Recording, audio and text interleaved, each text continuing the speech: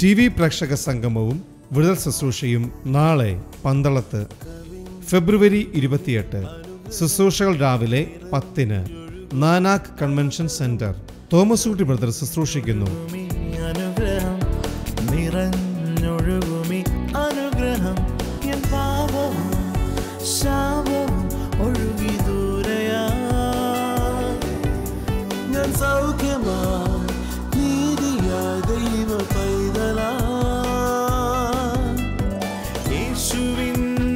സ്വന്തമായി തീർന്നു ഞാൻ എന്നെന്നും കവിഞ്ഞൊഴുകുമി അനുഗ്രഹം നിറഞ്ഞൊഴുകുമി അനുഗ്രഹം.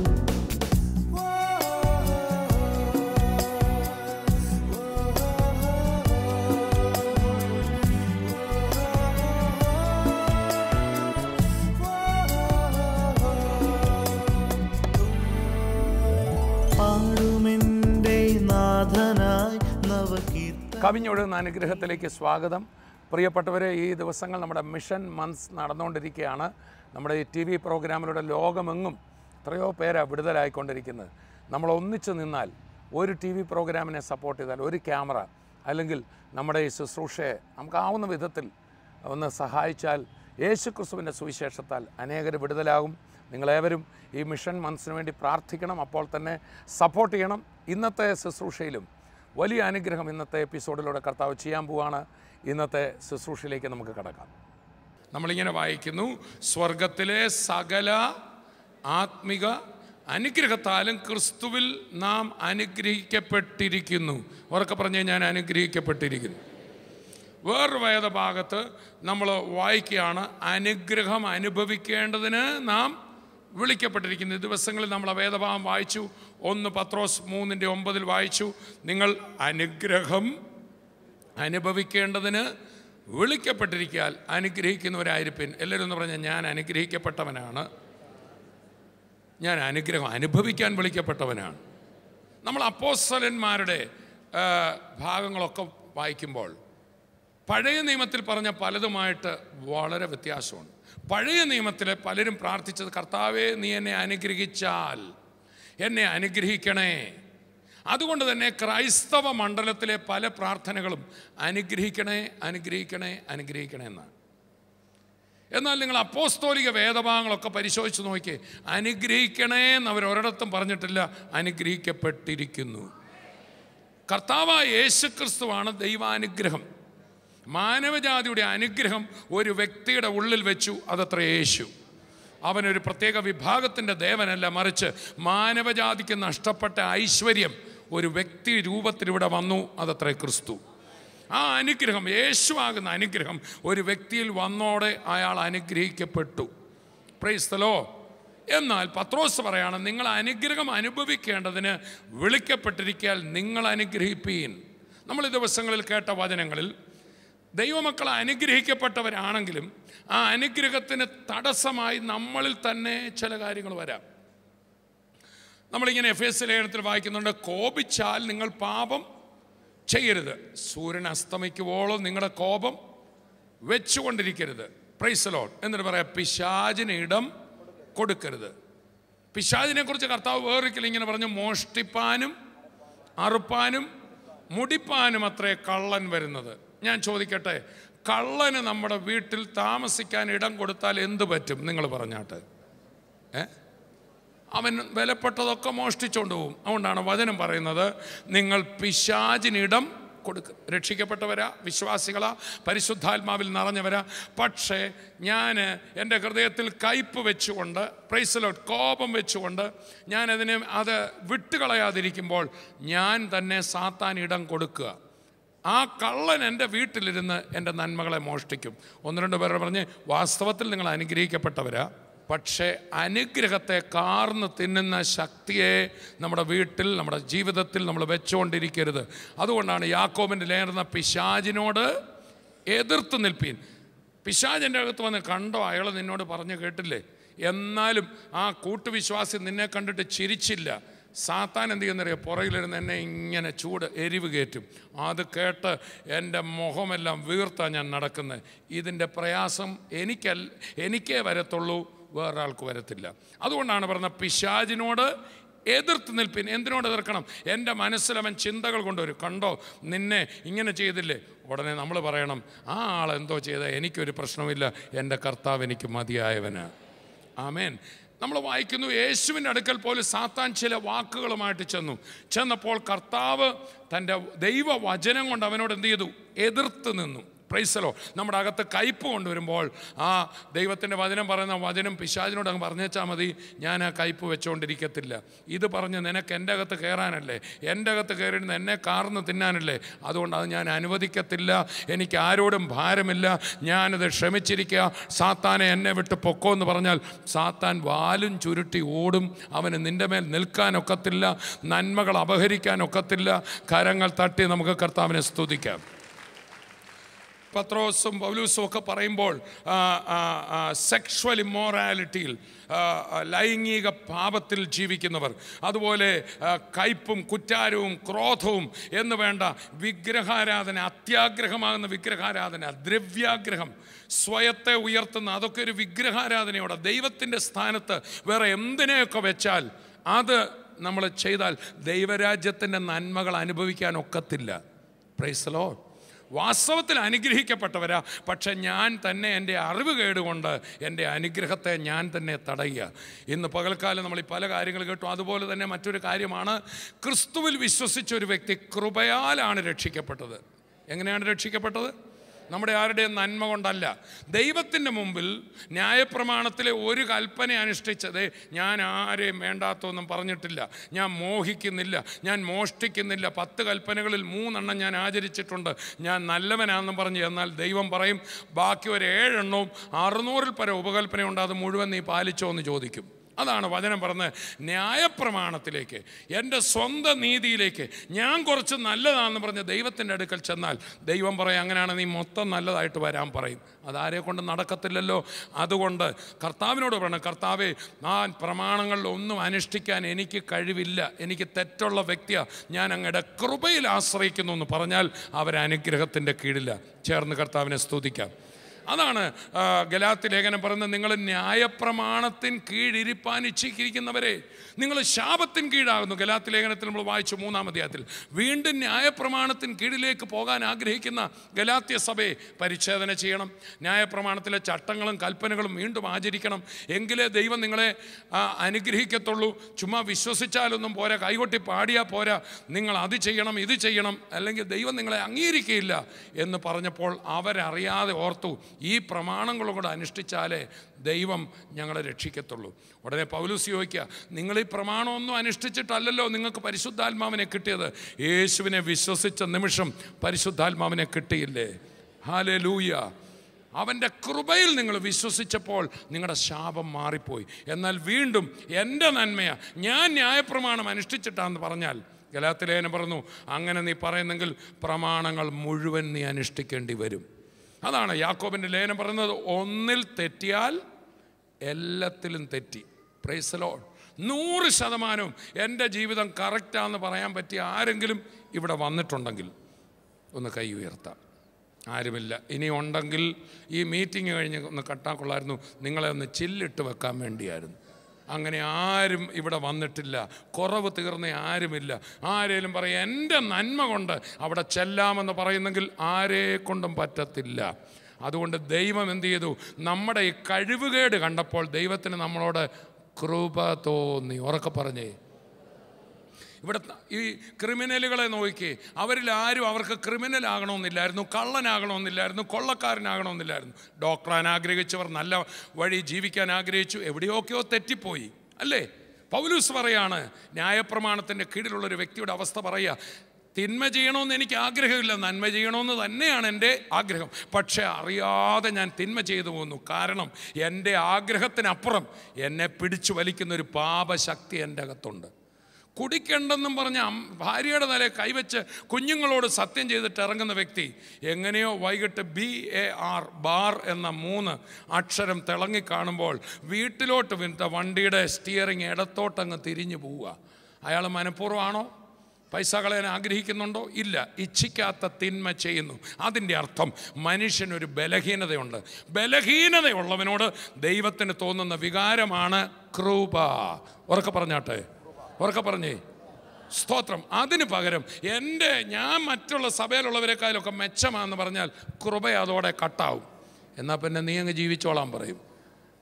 ഇവിടെ എത്ര പേര് പറയും എനിക്ക് കൃപ മതിയെന്ന് പറയുന്നവരൊന്ന് കര ഉയർത്തിപ്പിടിച്ച്, എനിക്കത് മതി കേട്ടോ, നിങ്ങളുടെ കാര്യം എനിക്കറിയത്തില്ല, ഞാൻ കൃപയിലാണ് നിൽക്കുന്നത്. അപ്പോൾ സ്തോത്രം, അതാണ് ഗലാത്യ സഭയുടെ പറയുന്നത്.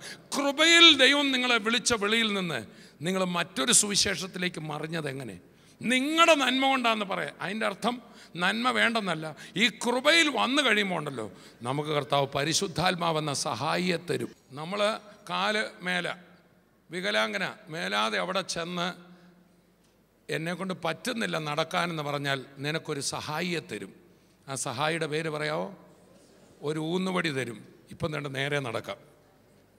അതാ പരിശുദ്ധാത്മ. ഞങ്ങളൊക്കെ വിശ്വാസത്തിൽ വന്നപ്പം പലരും പ്രസംഗിച്ചത് പരിശുദ്ധാത്മാവിനെ കിട്ടണേ ഉണ്ടല്ലോ, കുറവെല്ലാം തീർന്ന് നല്ല വിശുദ്ധ പാത്രത്തിലെ പാല് പകരത്തുള്ളൂ.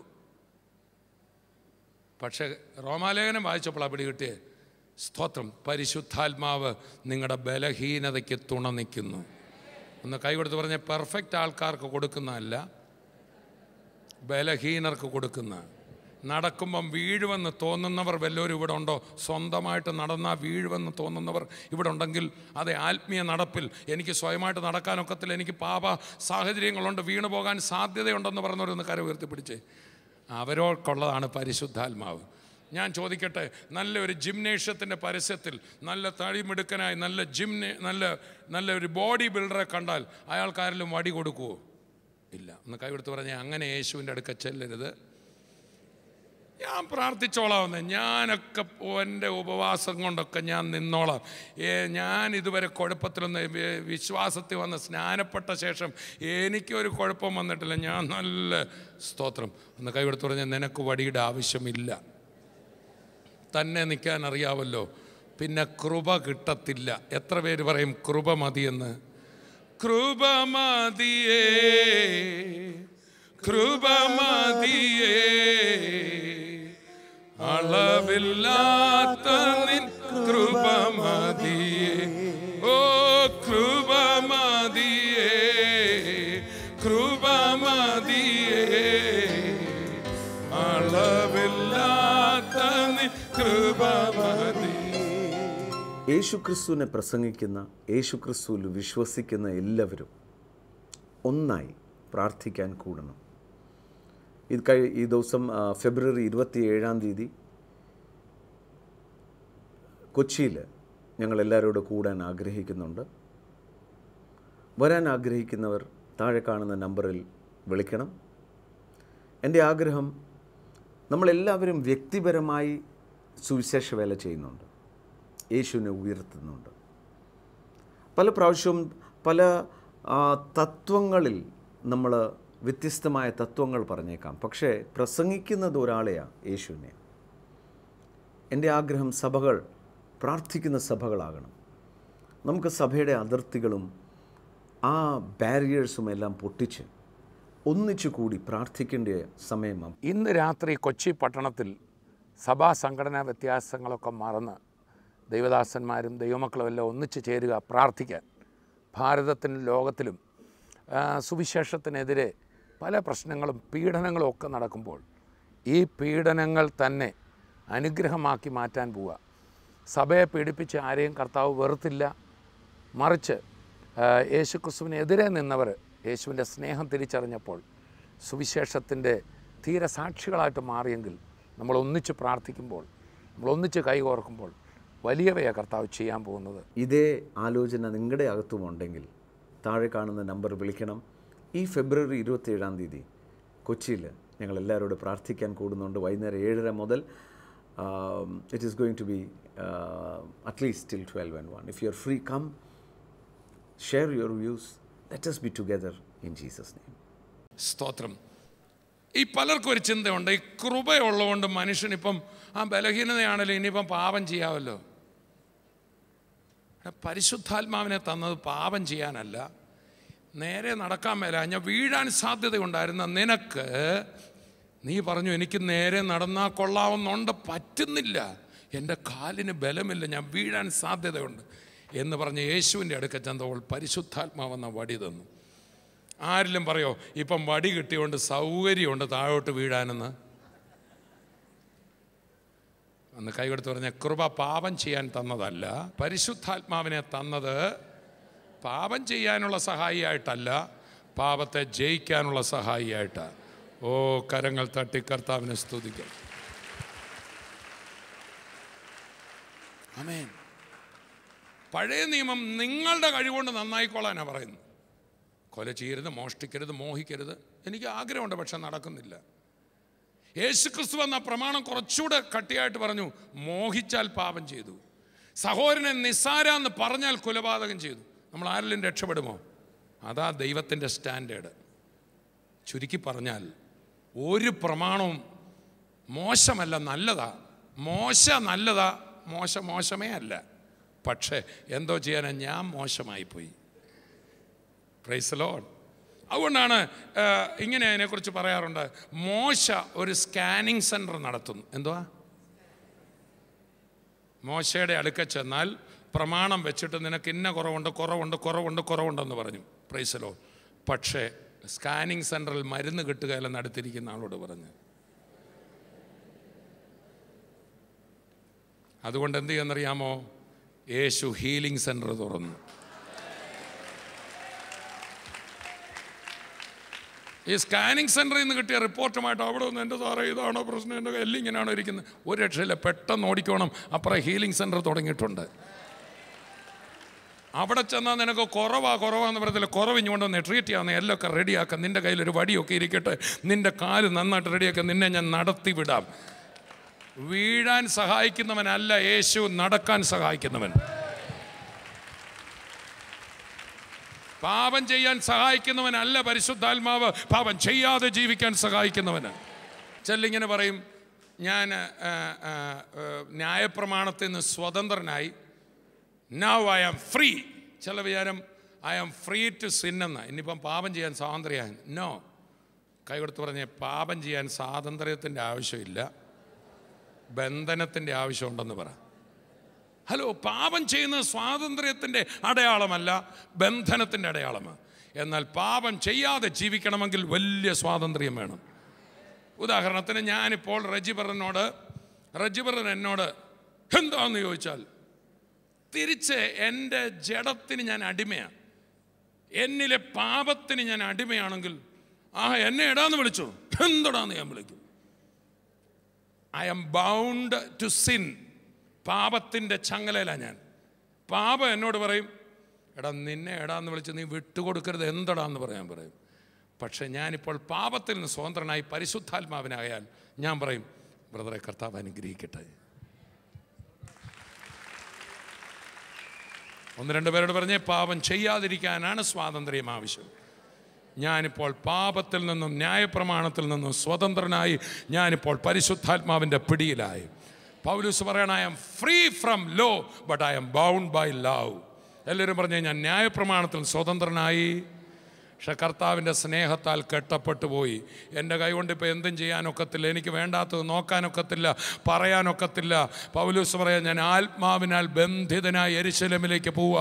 I am a slave of Christ, I am bound by Jesus, I am a bond servant. എൻ്റെ കാത് തുളയ്ക്കപ്പെട്ടിരിക്കുന്നു, എൻ്റെ കൈ ഇനി തിന്മയിലേക്ക് പോകത്തില്ല.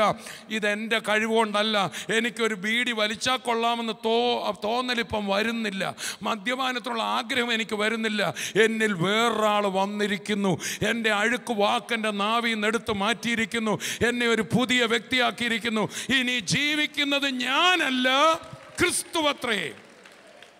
പഴയ നിയമ പ്രമാണത്തിൽ പ്രമാണം തന്നിട്ട് നീ ജീവിച്ചോളാൻ പറഞ്ഞു. സ്തോത്രം. ഒരു സൈക്കിൾ എടുത്ത് തന്നിട്ട് വികലാംഗനോട് നീ ചവിട്ടിക്കോളാൻ പറഞ്ഞാൽ എങ്ങനെ ഇരിക്കും? Praise the Lord. അതാണ് പഴയ നിയമം. എന്നാൽ പുതിയ നിയമം എന്താണെന്നറിയാമോ?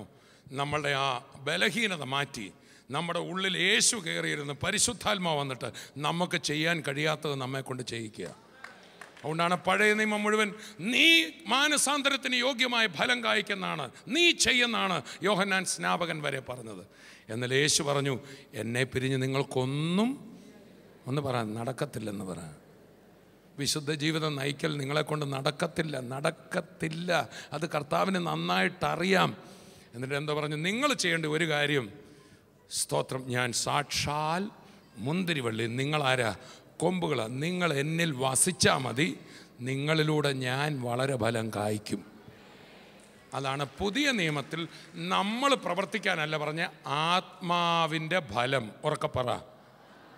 സ്നേഹിക്കാനല്ല പറഞ്ഞ ആത്മാവിൻ്റെ ഫലമോ സ്നേഹം, സന്തോഷം, സമാധാനം. നമ്മൾ ആത്മാവിൽ അങ്ങ് നിറഞ്ഞാൽ മതി, നമ്മൾ യേശുവിനെ അങ്ങ് ഹൃദയം വിട്ടുകൊടുത്താൽ മതി. അതാ പൗലോസ് പറഞ്ഞ, ഇനി ജീവിക്കുന്നത് ഞാനല്ല, ക്രിസ്തു അത്രേ. ഇന്ന് രാത്രി യേശുവിനെ ഹൃദയത്തിലോട്ടൊന്ന് സ്വീകരിച്ച് പരിശുദ്ധാത്മാവിലൊന്ന് നിറഞ്ഞ് നിങ്ങളുടെ വീട്ടുകാർ തന്നെ അത്ഭുതം, അയ്യോ ഈ വ്യക്തിക്ക് എങ്ങനെ ഈ മാറ്റം സംഭവിച്ചു? ഇന്നലെ വരെ അരിശപ്പെട്ടുകൊണ്ടിരുന്ന വ്യക്തി ദേണ്ട അരിശപ്പെടുന്നില്ല. ഇന്നലെ വരെ നിരാശയിലായിരുന്ന വ്യക്തി ഇപ്പോഴാണ്ട് പ്രത്യാശയുടെ വാക്കുകൾ പറഞ്ഞു. ഇന്നലെ വരെ ഒരു ചെറിയ വിഷയത്തിൽ താളടി പോലെ തളർന്ന വ്യക്തി ഇപ്പോൾ മറ്റുള്ളവരെയും കൂടെ ബലപ്പെടുത്തുന്ന വ്യക്തിയാക്കി. അപ്പോൾ നീ പറയും, ഇത് ഞാനല്ല, ഞാൻ മുന്തിരിവള്ളിയിൽ വസിക്കുന്നേ ഉള്ളൂ. ആ മുന്തിരി എന്നിൽ കൂടെ രസം പകർന്ന് ഞാൻ ഇതുവരെ കായ്ക്കാത്ത നല്ല ഫലം കായ്ക്കുക. ചേർന്ന് കർത്താവിനെ സ്തുതിക്കുക. ചുരുക്കി പറഞ്ഞാൽ, ഈ ആശ്രയം വിട്ടിട്ട് ഞാൻ തന്നെ ചെയ്തോളാമെന്ന് പറയുന്നവൻ ഓട്ടോമാറ്റിക്കലി ശാപത്തിൻ്റെ കീഴിലാണ്. അതാ ഗലാത്യ സഭയോട് പറയുന്നത്, നിങ്ങൾ വീണ്ടും ന്യായപ്രമാണത്തിൽ സ്വന്തം കഴിവിൽ ട്രസ്റ്റ് ചെയ്യുമ്പോൾ നിങ്ങൾ ഏതിൻ്റെ കീഴിലാണ്? ശാപത്തിന്. ദൈവം ശപിക്കുകയല്ല, മറിച്ച് അങ്ങനെയാണെങ്കിൽ നിങ്ങൾ അത് മുഴുവൻ നിവർത്തിക്കണം. ഒന്നിൽ തെറ്റിയാൽ മുഴുവൻ. സ്വന്തം കഴിവിൽ ആശ്രയിച്ചാൽ പരിശുദ്ധാത്മാവിനെ കിട്ടില്ല. ഒന്ന് രണ്ട് പറഞ്ഞ് വലിയ മസിലും ഒക്കെ പിടിച്ചുകൊണ്ട് ചെന്നാൽ ഊന്നുവടി തരികയില്ലെന്ന് പറഞ്ഞ് നിനക്ക് തന്നെ പറ്റുമല്ലോ എന്ന് പറയും. അപ്പോൾ ഞാൻ തന്നെ എന്താവും? ചിലടത്തൊക്കെ 10 കാര്യത്തിൽ ഞാൻ നേരെയായിരിക്കും, 11ാമത്തേതിൽ ഞാൻ വീണു പോകും. അത് മുഴുവൻ അനുഷ്ഠിക്കാൻ എനിക്ക് കഴിവില്ലാത്തതുകൊണ്ട് ന്യായപ്രമാണം പറയുന്നു, അത് മുഴുവൻ. ഇന്ന് ഞാൻ ആവർത്തനം 28 പറയണം, നീ ന്യായപ്രമാണത്തിലെ സകല കൽപ്പനകളും, എന്താ പറയുന്നത്? ഉറക്കപ്പറ. ആ വഴി പോവുകയാണെങ്കിൽ അത് മൊത്തം അനുഷ്ഠിച്ചോണം. സകല കൽപ്പനകളും കേട്ട് അനുസരിച്ചാൽ നീ അനുഗ്രഹിക്കപ്പെടും. എന്നാൽ ഒന്നിൽ തെറ്റിയാലോ ഈ ബാധയൊക്കെയും നിനക്ക് വരും എന്നാണ് പറഞ്ഞത് യഹൂദനോട്. വെറും 12 വാക്യങ്ങളിൽ അനുഗ്രഹമാണെങ്കിൽ തുടർന്ന് ഏകദേശം 60ഓളം വാക്യത്തിൽ ശാപമാണ്. ഈ അനുഗ്രഹിക്കപ്പെടുമെന്ന ആ യഹൂദൻ പറഞ്ഞു, ഞങ്ങളിതൊക്കെ ചെയ്തോളാമെന്ന് പറഞ്ഞു. യേശു വന്നപ്പോൾ ഈ ന്യായപ്രമാണം കിട്ടിയ യഹൂദൻ്റെ മക്കളെ അനുഗ്രഹിക്കപ്പെട്ടവരായിട്ടാണോ ശപിക്കപ്പെട്ടവരായിട്ടാണോ കണ്ടത്? നീ വായ്പ വാങ്ങത്തില്ല, വായ്പ കൊടുക്കും. മറ്റ് ജാതികളുടെ കീഴിൽ നീ സേവിക്കേണ്ടി വരത്തില്ല. എന്നാൽ യേശു വന്നപ്പം കണ്ടത് മറ്റ് ജാതികളാൽ പിടിക്കപ്പെട്ടവരായി. വഴിയരികു തോറും ഇരക്കുന്ന അബ്രഹാമിൻ്റെ സന്തതികൾ വല്ലതും തരണേ എന്ന് പറയുന്ന വലിയ കുടുംബശ്രേഷ്ഠത പറയുന്ന ആൾക്കാർ വഴിയരികിലിരുന്ന് തെണ്ടുന്നവരായി, കുഷ്ഠരോഗികളായി, കുടുംബങ്ങളിൽ ശാപമായി, കല്ലറകളിൽ പാർക്കുന്ന ഭൂതഗ്രസ്തരായി, പൈശാചിക ബാധകളായി, കുടുംബങ്ങൾ തകർന്ന നിലയിൽ. പാരമ്പര്യം പറയുന്നുണ്ട് സ്വന്തം കഴിവിൽ ആശ്രയിച്ചുകൊണ്ട് ശാപത്തിന് കീഴിലായിപ്പോയി. എന്നാൽ അനുഗ്രഹ നിറവായ കർത്താവ് വന്ന് ആ കർത്താവിൻ്റെ അടുക്കലേക്ക് പറ്റിപ്പോയി കർത്താവേ എന്ന് പറഞ്ഞ് തൊട്ടവർ വിടുതലായി. തൊട്ടവർ വിടുതലായി. അവൻ തൊട്ടവരും അവനെ തൊട്ടവരും വിടുതലായി. അതുകൊണ്ട് ഇന്ന് രാത്രി പറ്റിയ തെറ്റുകൾ എത്ര ഭയങ്കരമായിക്കോട്ടെ, ലോകം നിന്നെ ദുഷിക്കും, കർത്താവിനറിയാം നിൻ്റെ ബലഹീനത കൊണ്ട് പറ്റിയത്. എൻ്റെ യേശുവേ എന്ന് വിളിക്കുന്ന നിമിഷം കൃപ അങ്ങോട്ട് ഒഴുകുകയാണ്, അനുഗ്രഹം അങ്ങോട്ട് ഒഴുകുകയാണ്. ആശ്രയിക്കുന്നവർക്ക് അനുഗ്രഹം അങ്ങോട്ട് ഒഴുകുക. ഇന്ന് രാത്രി എത്ര പേരും അത് പറയും, എനിക്ക് കൃപ മതി എന്ന് പറഞ്ഞവർ കരമൊന്ന് ഉയർത്തി ഹല്ലേലൂയ പറഞ്ഞാട്ടെ. നമുക്ക് പ്രാർത്ഥിക്കാൻ പ്രിയപ്പെട്ടവരെ. നമ്മൾ കേട്ട കർത്താവായ യേശു ക്രിസ്തുവിന് ഒരു മാറ്റവും സംഭവിച്ചിട്ടില്ല. ആ കർത്താവ് ജീവനോടെ ഉണ്ട്. നമ്മുടെ ഈ സന്ദേശങ്ങളിലൂടെയെല്ലാം നമ്മൾ പറയുന്ന അതാണ്, കർത്താവായ യേശു ക്രിസ്തു ജീവനോടെ ഉണ്ട്. തൻ്റെ നാമം വിളിച്ചപേക്ഷിക്കുന്ന ഏവർക്കും കർത്താവ് സമീപസ്ഥനാണ്. കർത്താവിന് മത, ജാതി, ഭാഷ, വർഗ വ്യത്യാസങ്ങളൊന്നുമില്ല. തന്നിൽ ആശ്രയിക്കുന്ന ഏവരെയും കർത്താവ് വിടുവിക്കും. ഇപ്പോൾ തന്നെ നമുക്ക് പ്രാർത്ഥിക്കാം. നിങ്ങളുടെ അരികെയാണ് കർത്താവ് നിൽക്കുന്നത്. യേശുവേ, എന്നെ സ്പർശിക്കണമേ, ആ വചനം എനിക്കുള്ളതായിരുന്നല്ലോ, ഞാനത് ഏറ്റെടുക്കുന്നു എന്ന് പറയുമ്പോൾ രോഗസൗഖ്യങ്ങൾ, വിടുതലുകൾ, ആത്മീയമായ അനുഗ്രഹങ്ങൾ എന്താ വേണ്ടത് അത് കർത്താവ് തരാൻ ഒരുങ്ങിയാണ് നിൽക്കുന്നത്. നമുക്ക് പ്രാർത്ഥിക്കാം. പിതാവേ, ഞങ്ങളങ്ങേ സ്തുതിക്കുന്നു. ഞങ്ങളെ കേൾപ്പിച്ച വചനങ്ങൾക്കായി, അനുഗ്രഹിക്കപ്പെട്ട സാക്ഷ്യങ്ങൾക്കായി ഞങ്ങളങ്ങേ വാഴ്ത്തുന്നു. യേശു കർത്താവിൻ്റെ നാമത്തിൽ ഞങ്ങൾ പ്രാർത്ഥിക്കുമ്പോൾ കർത്താവെ, അങ്ങയുടെ വചനം പറയുന്നല്ലോ, അങ്ങ് ഞങ്ങളുടെ സമീപമുണ്ട്. തിരുനാമം വിളിച്ചപേക്ഷിക്കുന്ന ആരെയും കർത്താവ് കൈവിടത്തില്ല. അങ്ങനെയാണെങ്കിൽ ലോകരാജ്യങ്ങൾ എവിടിരുന്നും ടി വിയിലൂടെയോ ഇൻ്റർനെറ്റിലൂടെയോ ഇത് കണ്ടുകൊണ്ടിരിക്കുന്ന വ്യക്തികളുടെ സമീപേ കർത്താവിൻ്റെ സാന്നിധ്യമുണ്ട്. ഈ നിമിഷം തന്നെ അവരുടെ ആവശ്യത്തിൽ പ്രയാസത്തിൽ എന്താണോ അവിടെ അത്ഭുതം നടക്കണമേ. യേശുവിൻ്റെ നാമത്തിൽ രോഗബന്ധനം അഴിയട്ടെ, ശാരീരിക ബന്ധനങ്ങൾ വിട്ടുമാറട്ടെ. ഏത് രോഗമായി ഇത് കേൾക്കുന്നവരായാലും കർത്താവിൻ്റെ കരം തൊട്ട് വിടുവിക്കണം. കുടുംബ പ്രയാസങ്ങൾ, സാമ്പത്തിക പ്രശ്നങ്ങൾ, കുഞ്ഞുങ്ങളെക്കുറിച്ചുള്ള ഭാരങ്ങൾ, ബിസിനസ് സംബന്ധമായ പ്രശ്നങ്ങൾ, ഏതിലാണോ ഈ ജനം കേട്ടുകൊണ്ടിരിക്കുന്നത് കർത്താവിൻ്റെ കരം നീട്ടി വിടുവിക്കുന്നതിനായി സ്തോത്രം. യേശു ക്രിസ്തുവിൻ്റെ നാമത്തിൽ തന്നെ ആമേൻ, ആമേൻ. കർത്താവ് നമ്മെ ഓരോരുത്തരെയും ധാരാളമായ നന്മകളാൽ നിറയ്ക്കും, കൃപ കൊണ്ട് നിറയ്ക്കും. നാളെയാണ് പന്തളത്ത് നമ്മുടെ ടി വി പ്രേക്ഷക മീറ്റിങ്ങും വിടുതൽ ശുശ്രൂഷയും നടക്കുന്നത്. പന്തളം നാനാക് കൺവെൻഷൻ സെൻറ്ററിലാണ് നമ്മുടെ മീറ്റിംഗ് നടക്കുന്നത്. ടി വി പ്രേക്ഷക മീറ്റിങ്ങിന് വേണ്ടി ലോകത്തിലെല്ലാവരും കാണുന്നവർ പ്രാർത്ഥിക്കണം. ആ പ്രദേശത്ത് വരാൻ പറ്റുന്നവരൊക്കെ കടന്നു വരണം. വലിയ വിടുതലുകൾ കർത്താവ് ചെയ്യും. പന്തളം നാനാക് കൺവെൻഷൻ സെൻറ്ററിൽ ടി വി പ്രേക്ഷക മീറ്റിങ്ങും വിടുതൽ ശുശ്രൂഷയും. അടുത്ത എപ്പിസോഡിൽ നമുക്ക് കാണാം. അതുവരെയും നമുക്ക് പ്രാർത്ഥനയിലായിരിക്കാം. മിഷൻ മന്ത്സിൻ്റെ ഈ ദിവസങ്ങളിൽ കർത്താവ് വലിയത് ചെയ്യുവാൻ നമ്മുടെ ഈ ടി വി പ്രോഗ്രാമിൻ്റെ എല്ലാ കാര്യങ്ങൾക്കും വേണ്ട കാര്യങ്ങൾ സമാഹരിക്കപ്പെടുവാൻ പ്രാർത്ഥിക്കണം. നിങ്ങളും കുടുംബമായി പ്രാർത്ഥിച്ച് ടി വി പ്രോഗ്രാമിനെ സപ്പോർട്ട് ചെയ്യണം. അടുത്ത എപ്പിസോഡിൽ വീണ്ടും കാണാം. I bless you in Jesus name. സ്വർഗീയവിരുന്ന് ടെലിവിഷൻ മിനിസ്ട്രിയിൽ സാമ്പത്തിക പങ്കാളികളാകുക. Heavenly feast mission months. കൂടുതൽ വിവരങ്ങൾക്ക് വിളിക്കുക 9447356682.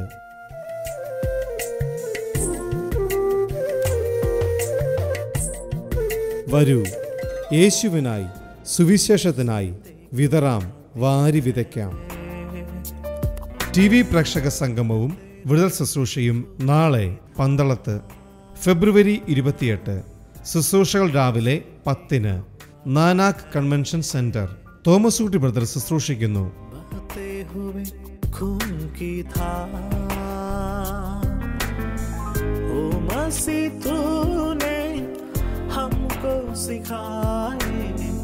प्रेम की परिभाषा को ओ मसीह तूने हमको सिखाए, प्रेम की परिभाषा को।